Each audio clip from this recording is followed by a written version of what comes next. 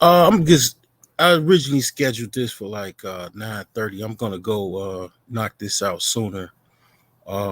Basically, I'm gonna be talking about why women love and hate broke guys. Basically, so you hear this. This is basically addressed to like women that actually like talk about broke guys. Vilify broke guys. They call them dusties and broke, uh, I don't know, bums, whatever. I mean, this is for those women that actually they actually talk about, let's just say, financially challenged men, but they also date, have sex with them, have children with them at the same time. Like this is for those special individuals. Um, because a lot of times what they do is they talk about the same guys that they actually date. Like it's not as if it's very few women that probably they don't like broke guys, and they pretty much they don't actually even date broke guys. A lot of women, they say that they don't like broke guys, but as soon as they hop off the internet, they calling a broke guy to come over, or they coming over a broke guy's, apartment or wherever he, stay with his mama or whatever.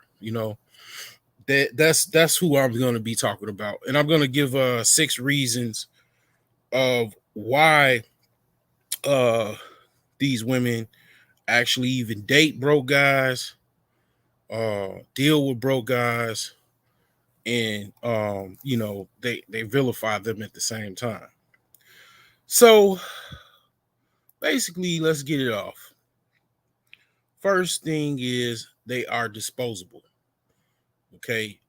Uh, you know, this is, for any women, like even women that are getting government assistance, or food stamps, and Section 8 housing or government housing. You know, broke guys are pretty much disposable. You can kick one out and then, you know, get another one. But this is all a ruse, because at the end of the day, broke guys are not replaceable. Because the thing about it is, just because somebody might be broke, back in 2010 or 2015, whatever, 2005, they ain't necessarily, I mean, this is one of the richest countries in the world. Your fortune can change one year to the next. I know guys is was broker than I was, broker than I ever been, and are millionaires. It's people that actually have feature films about them, like Christopher Gardner. At my brokest in my entire life, I ain't never been where I had to go sleep on a train station or anything like that. Now, if you count a jail cell, which is a lot worse, then okay, you got me. But as far as in public, in the actual society, I pretty much, mainly, I'll admit, because I really have some type of family that gave a damn. I didn't have to go sleep on a train station or whatever, boxcar, stuff like that. But it's people that actually have to sleep outside. I follow a guy that's a stock market financial whiz. And you know, his name is Mark Monroe. He actually was homeless at one time. And he is a millionaire, basically venture capitalist in California, I do believe. And it's a lot of guys that actually, kind of were broker than I ever even been, and they are very very successful. And this is where it's like they men are broke guys are disposable, because it's just so many of them. It appears is the case, But I'm gonna tell you, as a broke guy that's came up, then had hard times, fell back off, and came back up.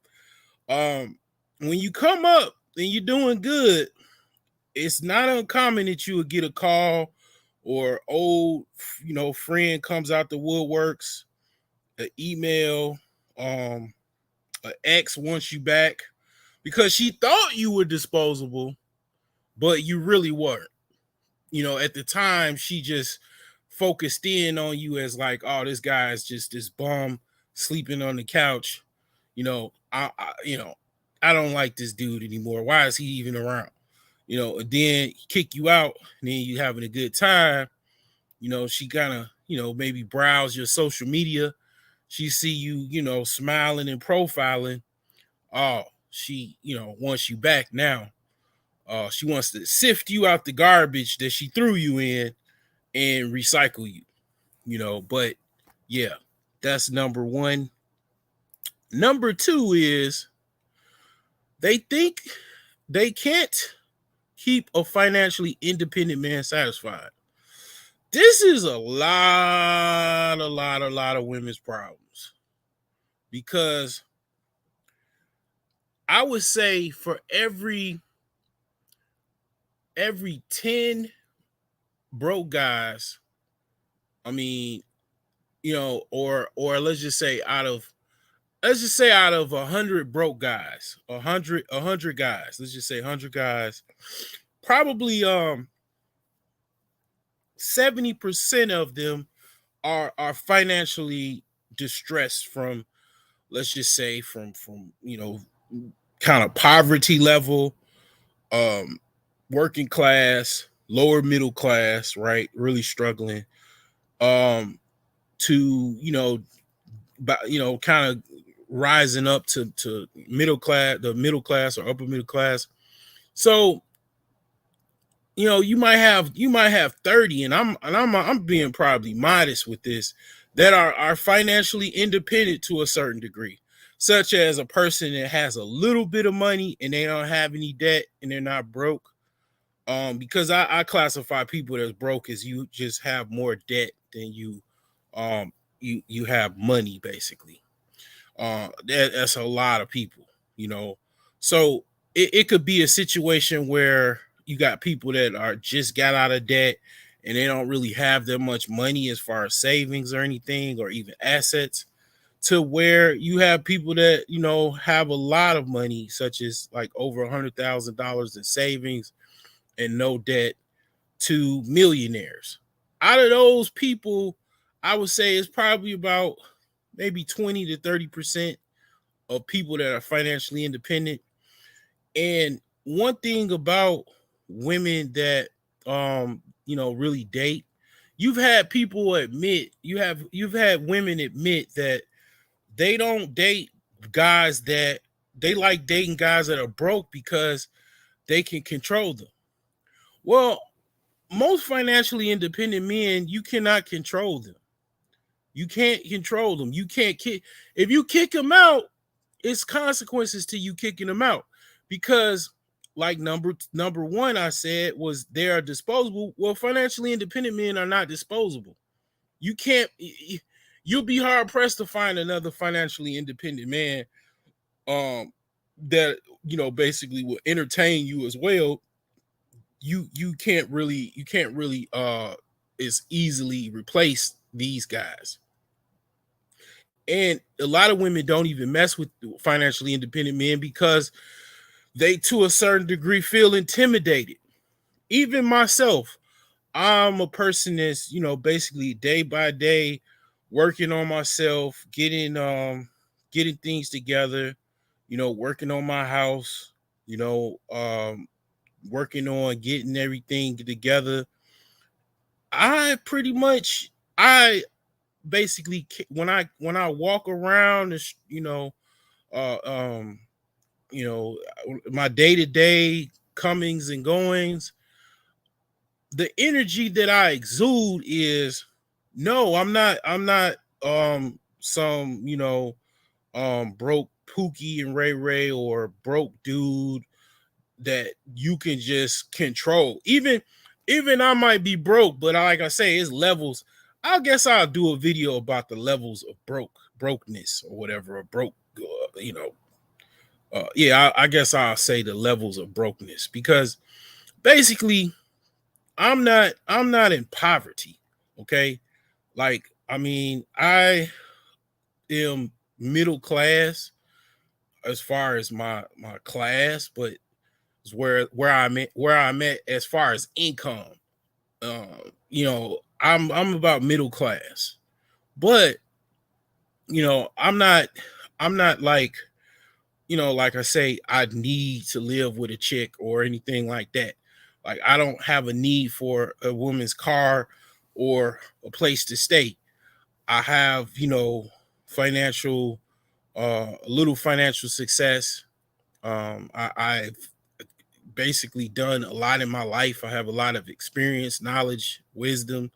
So when I basically, that energy that I exude is, no, you can't control me. You can't, I'm not an easy target that you can just, um control and do whatever you want to, say whatever you want to. You have to come to me with a certain level of respect, or it's cut off. I'm cutting you off.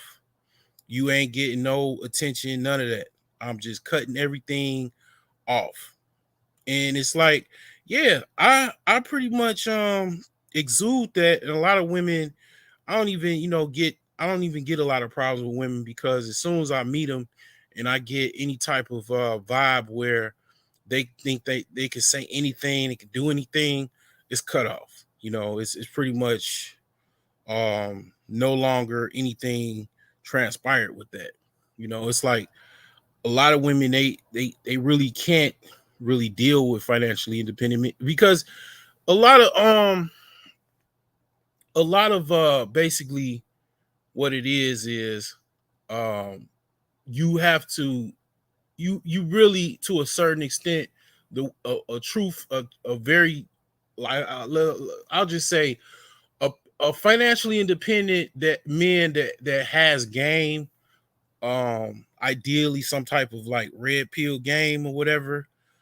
As soon as a woman comes into his presence on some, like, courting and mating type stuff, he basically demands, or not even so much demands, his actual presence exudes some form of submission, some form of, I'm pretty much the man. You see I'm the man, I'm the man. I mean, basically, what are you gonna do? You know, um, where's my plate? Like, you should already have my fucking plate. Okay. Um, why you ain't, in the bathtub right now, getting yourself together? Why? I mean, what I'm saying? Like, why are you not, giving me a back rub at this very moment? Why am I looking at you and you got your clothes on? You know what I'm saying? Like, a financially independent man, like, I mean, just his very much his presence exudes a woman's femininity, um her submission and everything. Because basically, he ain't gotta take none of the, like, compromise and shit like that. Now, here's the deal. Like, I know it's guys that are uber rich, right? Uber millionaires having problems with women. I know. I trust me. I see the news headlines, and yeah, it's CEOs that have problems with women, masters of the universe to, state BGS's octane scale. People like, Elon Musk and Jeff Bezos and shit like that having problems with women. Bill Gates just recently had a divorce last year. I mean, things are not gonna always be set in stone, but at the same time, I'm just saying, off a generality. I'm just speaking in generality, and the thing is that, yeah, I mean, some guys are not gonna all have the same type of understanding, game, knowledge, wisdom, understanding, I mean, at the end of the day, some guys are just like anything goes. And then you got a lot of people that actually like were broke at one time. Like Kanye West was broke as hell, right? And he came up over time. I mean, a lot of what he does is kind of like this the same moves a broke person would do as far as a woman getting a woman. He kind of moves very similar to somebody that probably is just a regular dude with a 9 to 5 as far as how he get his women. Now, I mean, don't get me wrong, I understand the moves. I mean, I ain't necessarily saying Kim Kardashian is just any woman. I mean, to a certain extent, she had to be some type of woman to help him out or whatever and whatnot. But the thing is that you know the problems that how they actually move and stuff like that. You also got mental illness involved in that and all that type of shit. So to gauge those people is like not really, it's not really common. It's like at the end of the day, even Will and Jada Jada is a hood chick. Will grew up in kind of like a middle class family, a dysfunctional household. And I'll tell you one thing about dysfunctional households, from a person that was going to be a social worker, basically. Most dysfunctional households, they actually you grow up and court a woman and you actually start another dysfunctional household if you don't have any kind of like therapeutic intervention, some type of like divine intervention where you start being some type of yoga master, or you convert to Islam or something like that. Even if you do get into religion, a lot of times when I was religious and I was like you know um into religion per se, a lot of people brought the same problems they brought them to actual religion. They still had the same type of behavior in the religion that they was actually practicing. It was just the religion was kind of masking it, but they still had the same issues. Um, you know, actually, uh, that they had before they were religious. So um, I'm responding to a Candy Gram real quick. Hold on. Uh, let's see here.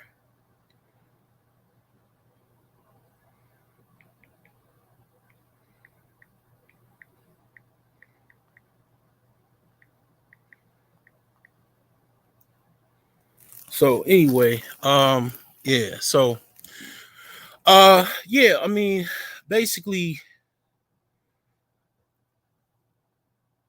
a lot of on average, if you got some understanding, you got things in check. You got, let's just say you got $500,000 in the bank. I ain't gonna even say $500,000. If you got $50,000 in the bank, you ain't got no debt. You got your basic needs in order. You got a house, a condo, or whatever. Um, apartment that you can pay for or whatever. You saving money. You got a fairly decent career, a job, whatever. Like I say, you can move a certain way, and even with just that little amount of money, a lot of people, your position. A lot of people don't know their position. One thing about, like, I'm a chess player. I know my position. Like, I know if I have a dominant position, I know if I have a weak position. Not all the time. I'm not a chess master, but it's still breath in my body. I might be one day. You know what I'm saying? If I keep working and studying. But the thing is that when it comes to knowing your position, you got $50,000 in the bank and no debt.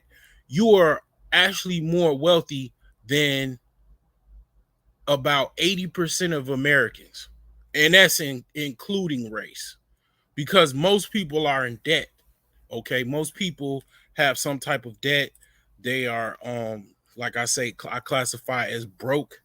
And you actually have a high position when you have um actual $50,000 net worth.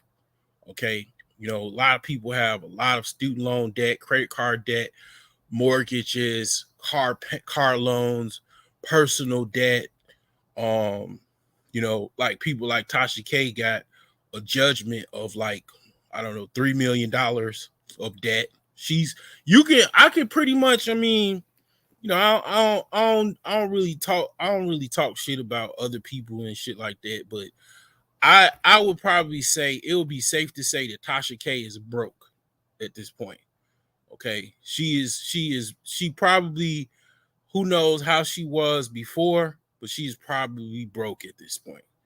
Okay. So there's a lot of people that are broke. So financially independent man, he moves a certain way where, you know, um, a lot of women, even if they get a financially independent man, they can't keep them satisfied because it got too much mouth. They can't sit down, be quiet, and be themselves or whatever. They always gotta fucking have an argument or say some sassy shit. They don't want to do, if they don't want to do nothing or have an attitude and shit like that.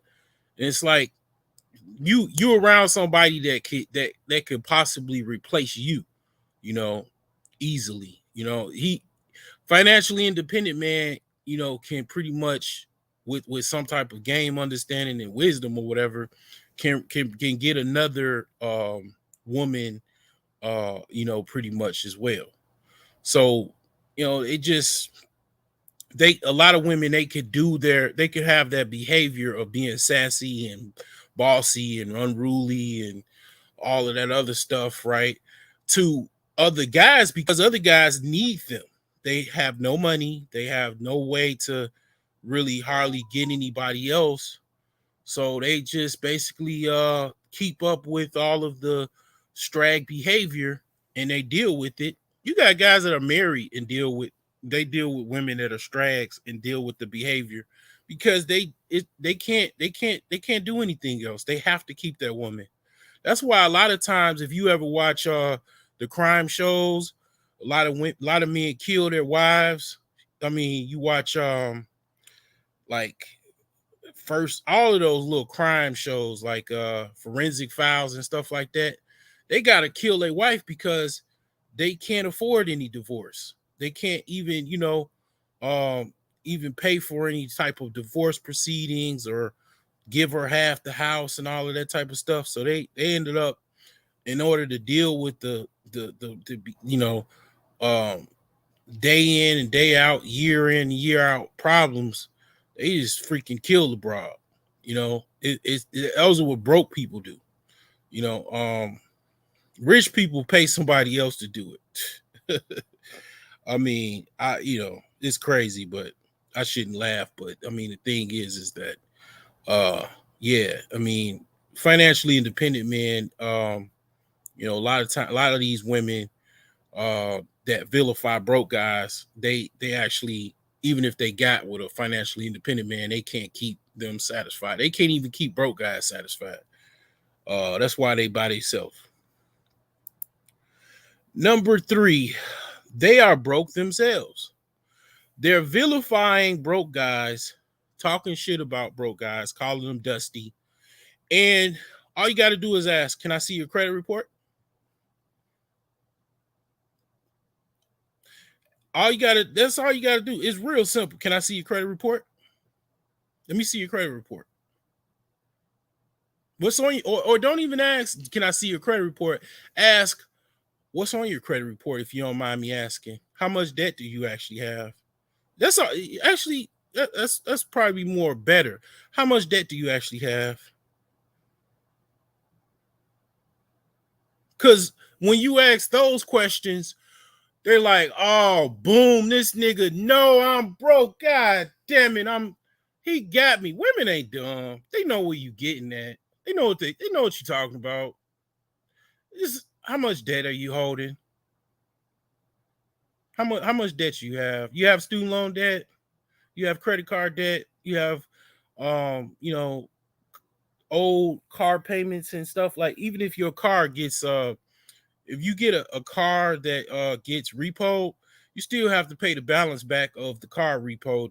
Whatever balance you owed the car, you still have to pay that back. Even if they take the car, ain't that cold? That's a cold world. And that same thing goes with a foreclosure. If your house gets foreclosed, that's why people actually be blowing their brains back. Like, it's this financial world. If you really know what's what, it can be very, very scary. You know, um, you could actually, people that go through foreclosure know this. Back in 2008, like I say, a lot of this this stuff was basically kind of like stuff that I learned from 2008 mortgage collapse. If you go through a foreclosure and you lose your house through a tax sale, or not a tax sale, but a auction, foreclosure auction, your house gets sold off. Whatever balance that they didn't pay, like, for example, let's just say you got a house that's $150,000. That's the balance that you owe on that house. That house gets foreclosed on. It goes to the auction and gets sold for $50,000. You are still on the hook for that $100,000 deficit that you owe from the foreclosure of that house. It's a cold world. I promise you, I'm not making this up. You are still on the hook for that 100,000. And the same goes with a car. If your car gets repoed, you owe $10,000 on it. The car sells for $2,000. You're on the hook for $8,000, whatever that deficit is that they couldn't sell that car at the auction. And I mean, like I say, all you got to do is that. How much debt did you actually have? They might lie and say, "No, I don't have any debt." What you talking about? I'm not telling you. When they tell you all that, that mean that they broke. So a lot of these women are broke themselves. They just cap it. Women are very, very pretentious. I mean, I don't know how far that goes back in time, but women women love lying. Women are the quintessential, like, they are the face of cap. Okay. Um, you know, I gotta, like, I gotta, look at a Gucci cap for a real quick. Like, oh man, I mean, a Louis Vuitton cap. Like, yeah, like, women are really, really, pretty much they love capping.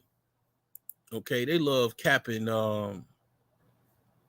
They love capping hard, and that means basically they'll talk about somebody that they'll talk about themselves and try to pretend as if they not broke themselves. This is this is how hard women cap, man. A $415 Gucci cap. Like, this is how hard women go, man, in the paint, man. Y'all love women, but women be capping hard than a motherfucker, man. I mean, they be capping hard. And the thing about it is, like I say, all you got to do is ask them, how much debt did you actually have? You know, um, and that's that.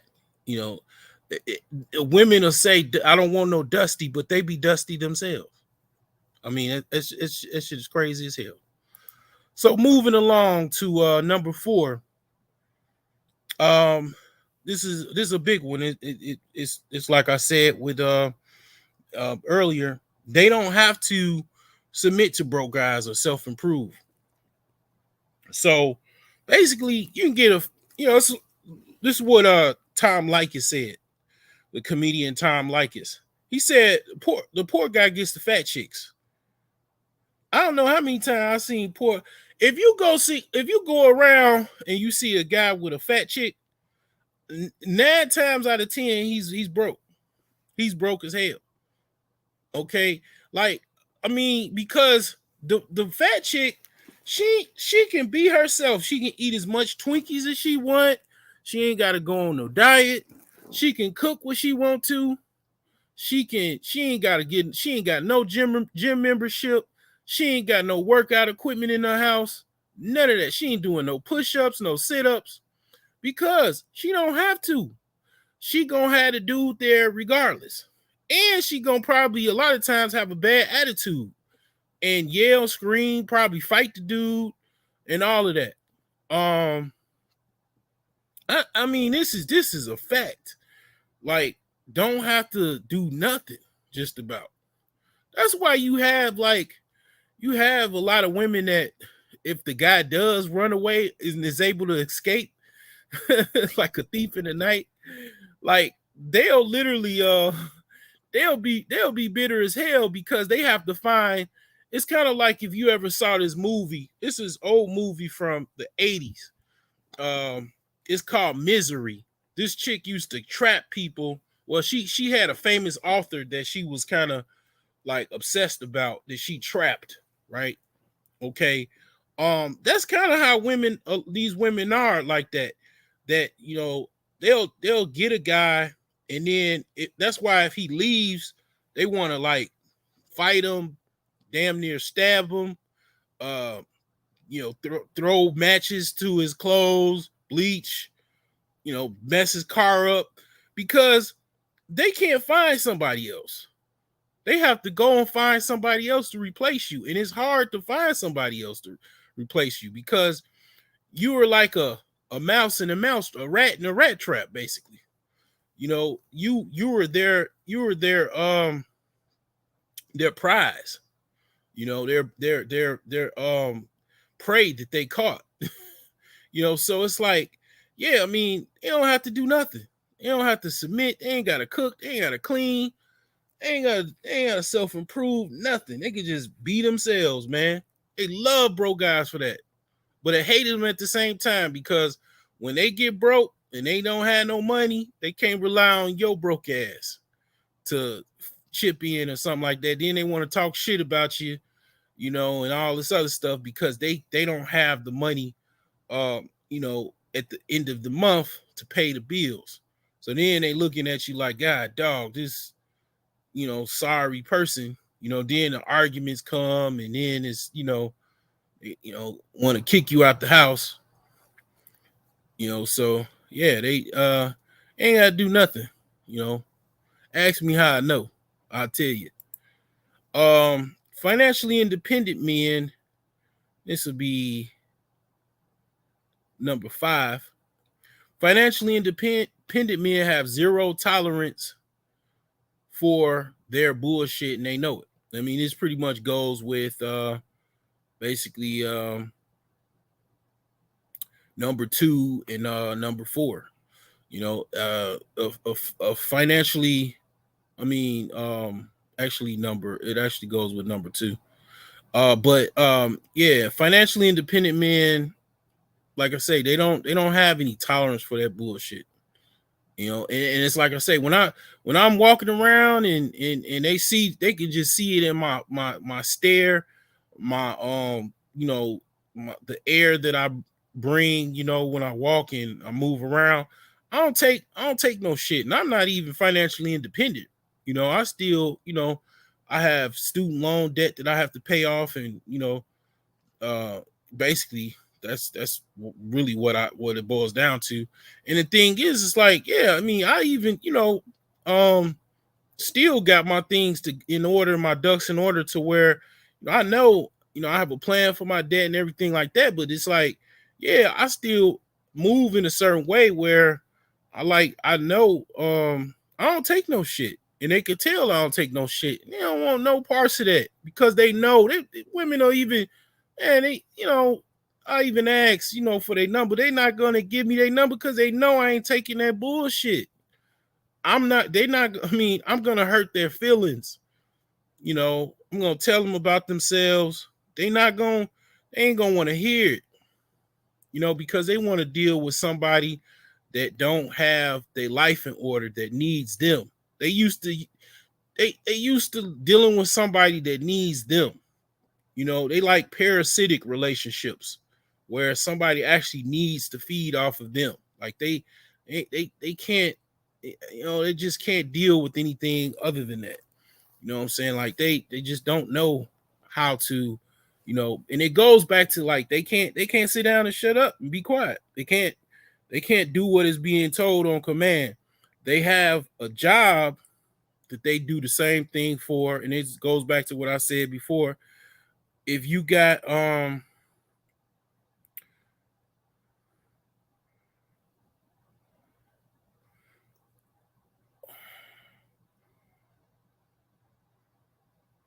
it goes back to basically they don't have no problem going to work and clocking in, and they got a boss and they do what everything they boss say, but you know they can't do the same thing to an actual person that, you know, kind of lords over them or whatever. You know, they'll go to work and, you know, collect a check and submit to their boss whatever they got to do. They got to stay late tonight. They got to you know, join that meeting. They got to meet that deadline. They going to do it, but as soon as they come home, they can't they got a problem. They got some type of psychological deficiency. You know, they have some type of traumatic experience of black men black means that they can't submit, you know, to that man that, you know, sticks his penis inside. They can submit to a penis inside them, you know, full submission there, but as soon as that penis is out, you know, they can't do anything else. They can't, you know, cook on demand. They can't clean on demand. They can't be told what to do on demand.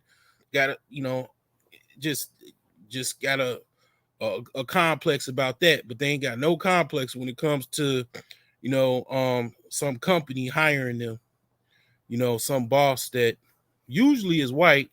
Just keep it real.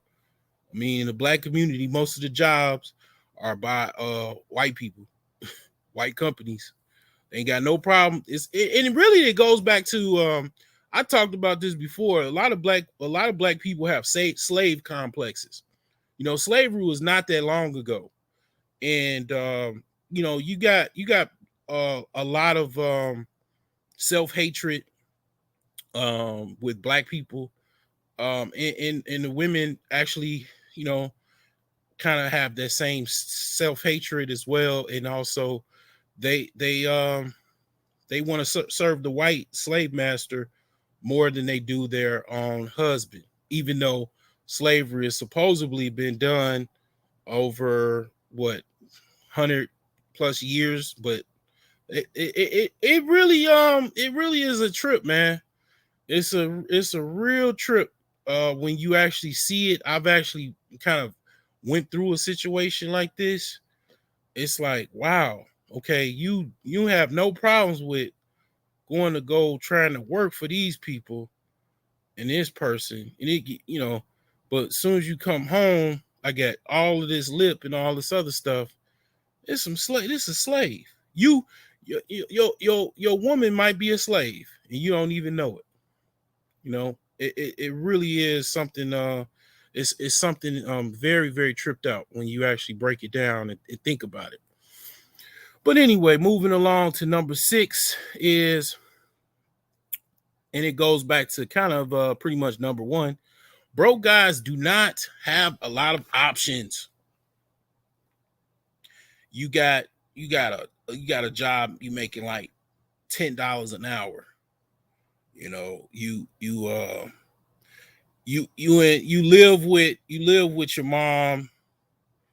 You know, you got a room in the, you know, downstairs, upstairs, whatever, and maybe in the basement. You make $10 an hour. You got student loan debt. You got a whole bunch of bills that you got to pay for. You can't afford a trip on Spirit Airlines, let alone to take a trip out of state. And you could forget a passport. you could forget a passport and a plane trip to somewhere outside the country. You could forget about that. Uh, Women ain't really necessarily checking for you because you really you probably ain't got that much game. You know what I'm saying, you kind of like a traditionalist. And what I mean by traditionalist is you want to be able to court a woman and be able to take care of her and everything like that. You can't really come like that, you know. So you just really it weeds you out to a lot of women. So you only can get the women that won't that really can deal with you, and a lot of those women are broke themselves, or they got some money, and then they used to dealing with broke guys and treating them like dogs, you know. And it's like, yeah, it comes down to broke guys ain't got a lot of options and they know it.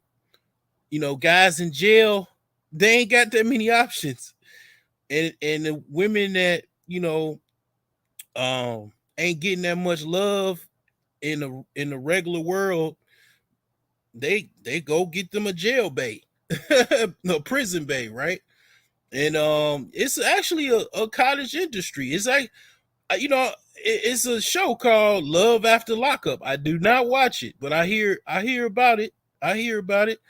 Love After Lockup is a real actual reality show. And a lot of times when them guys get out of jail or prison, they don't even want no parts of the chick, because it's like they got a lot of options. Even if you're flat broke, you can still talk your way into somebody, more decent looking than a chick that looks like, an offensive lineman for an NFL team. It just is what it is.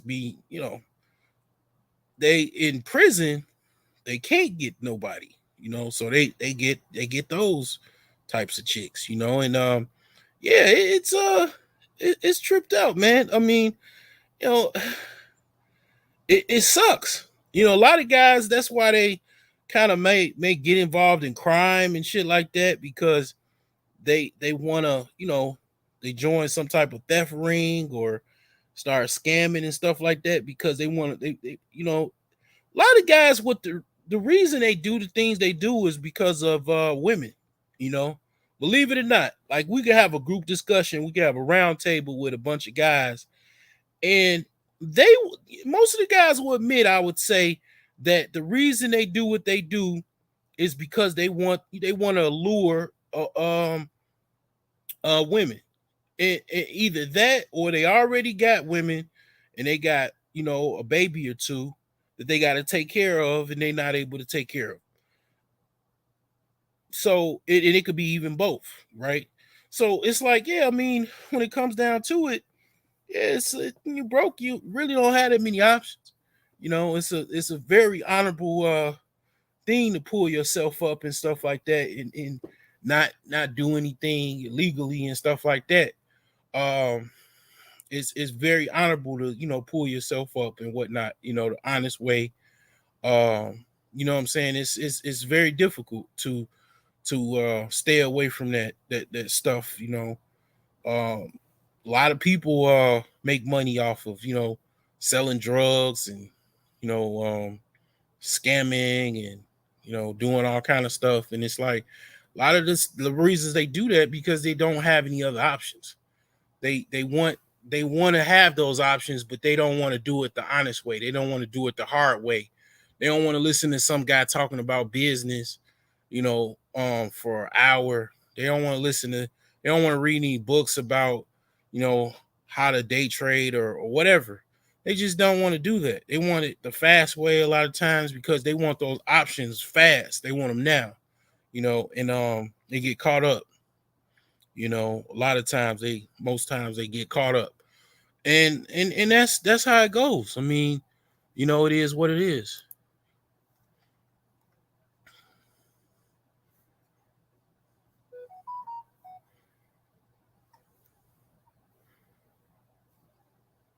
Second thing, A grown man don't need your help with his basics. A lot of you hoes don't know what to do with a man that already got his basics together. Meaning a nigga with a job, a car, his own place to stay. He takes care of his responsibilities to be able to feed and clothe himself. You hoes wouldn't know what to do with a nigga like that because you so used to them little boys that you got to take care of like a child. You used to being able to control and press a nigga and pressure them into a monogamous relationship with you based on you helping him with his basics. I done told you hoes, y'all think the nigga chose y'all. You go around bragging, act like the nigga chose y'all, but girl, he chose the Nissan. He chose to not be carless. That's why he stayed with your ass in a relationship where y'all so-called being monogamous, even though he low-key be wanting to fuck other bitches or probably already fucking other bitches. Somebody type on here, a grown man has his basics together. And a lot of you females, you done been with fuck niggas and pussy niggas and little boys so long, you wouldn't even know what to do with a grown man that showed interest in you, that already had this shit covered and is not trying to hide his flaws.